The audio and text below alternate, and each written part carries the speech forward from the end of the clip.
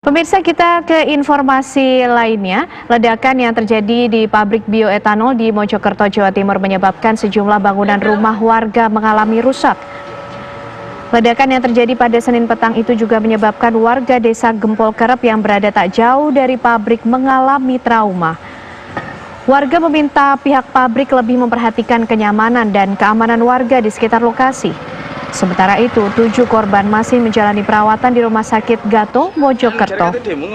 Ketujuh korban mengalami luka bakar, 20 hingga 70% di bagian dada dan wajah.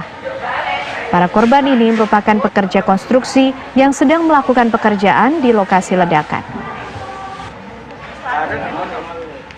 Banyak sekali rumah warga pelapon, banyak yang runtuh, apalagi sama genteng-genteng itu banyak yang runtuh juga.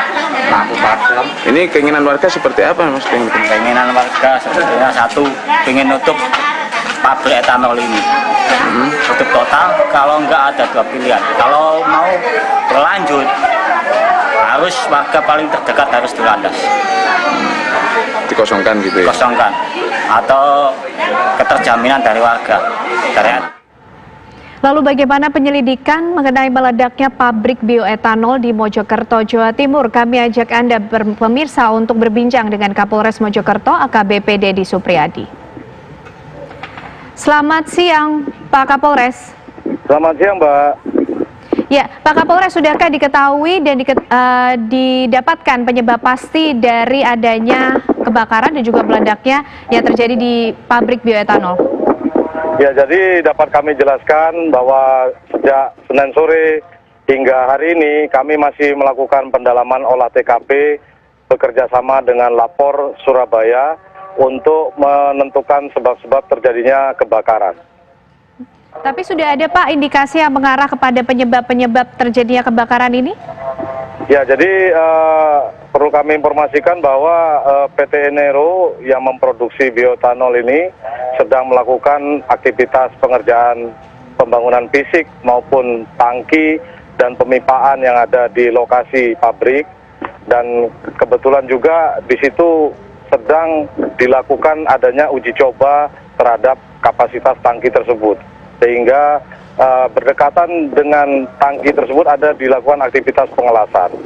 Dugaan kami awal bahwa terjadinya kebakaran hingga ledakan tersebut adalah akibat adanya percikan api yang berasal dari aktivitas pengelasan tersebut, Pak.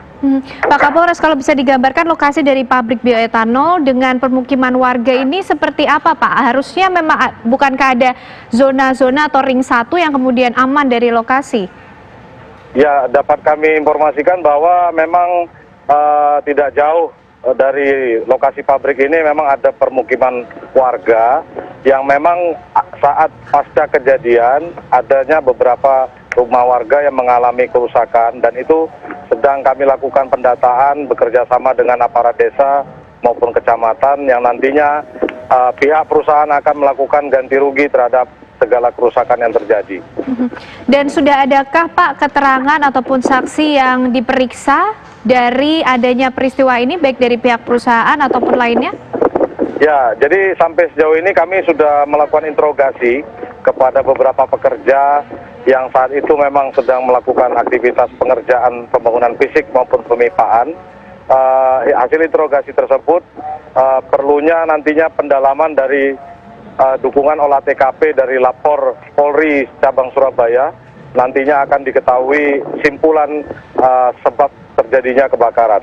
Namun dugaan awal kami adalah akibat adanya aktivitas pengelasan ataupun percikan api yang mengenai bagian daripada tangki yang menampung bioetanol tersebut.